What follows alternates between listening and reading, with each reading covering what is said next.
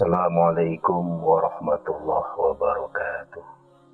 Bismillah, walhamdulillah, wassalatu wassalamu ala rasulillah wa ala alihi wa sahbihi wa mawalah, amma ba'du. Para pemirsa dimanapun berada, insyaallah selalu berbahagia dan masuk surga diridhoi Allah Subhanahu wa ta'ala. Manusia sebagai makhluk sosial tidak bisa melepaskan diri dari interaksi dan komunikasi, di mana komunikasi menjadi alat penting karena fungsinya bisa dirasakan. Komunikasi adalah sarana yang langsung maupun tidak langsung. Dia menumpahkan pikiran dan perasaan. Dengan komunikasi, seseorang membuat dirinya tidak terasa asing dan terisolasi. Dan tidak ada satu komunikasi tertinggi derajatnya ketika seorang hamba berkomunikasi dengan Tuhannya.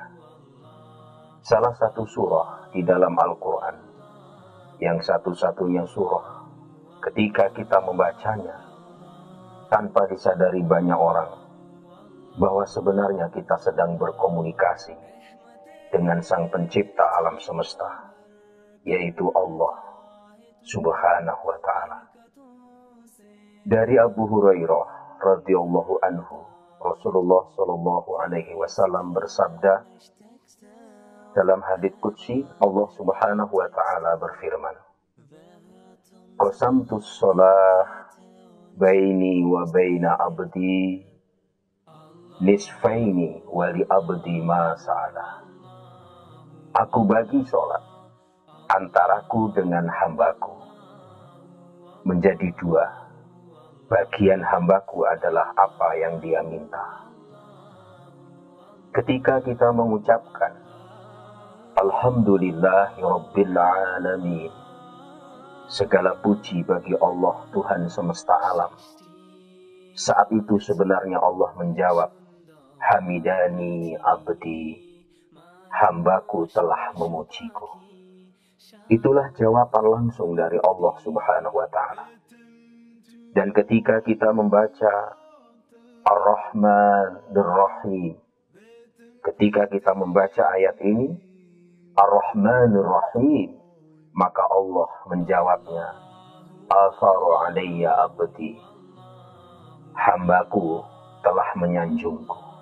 Lalu kita membaca Malik Yaumiddin, Allah menjawab, Majadani abdi, hambaku telah memuliakanku. Ketika kita membaca Iyyaka na'budu wa iyyaka nasta'in, hanya kepadamulah kami menyembah dan hanya kepadamulah kami meminta pertolongan. Saat itu Allah Subhanahu wa ta'ala menjawab, Hadza baini wa baina abdi wa li abdi ma sa'alah. Ini antara diriku dengan hambaku, dan untuk hambaku apa yang dia minta. Lalu ketika kita membaca Ihdinas siratal mustaqim, siratal ladzina an'amta 'alaihim, ghairil maghdubi 'alaihim waladdallin, maka ketika kita membaca ayat tersebut, Allah Subhanahu wa ta'ala menjawab, Hadza li abdi wa li abdi ma sa'ala. Ini semuanya untuk hambaku, dan bagi hambaku adalah apa yang dia minta. Ayat ini ketika kita membacanya biasanya ditutup dengan Amin. Mudah-mudahan dikabulkan oleh Allah. Para pemirsa yang saya hormati, ini menunjukkan kepada kita, itulah mengapa suratul Fatihah itu adalah surah yang setiap hari selalu kita baca, kita ucapkan, yang tentu saja ini harus melibatkan pikiran dan perasaan. Sehingga suratul Fatihah bukan sekedar syarat keabsahan ibadah sholat. Lebih jauh daripada itu, kita sedang berkomunikasi, berbicara dengan Allah Subhanahu wa Ta'ala. Itulah di kampung-kampung banyak kiai-kiai ulama yang saklek ketika ia membaca suratul Fatihah tidak mau bersambung, karena dia sadar setiap ayatnya ada jawaban langsung dari Allah Subhanahu wa Ta'ala. Ini menunjukkan kepada kita betapa pentingnya suratul Fatihah. Kalau sebelumnya kita telah membahas seorang perusahaan besar yang menggurita di dunia, Konosuke Matsushita, yang dengan 7 prinsipnya itu, yang di akhir hayatnya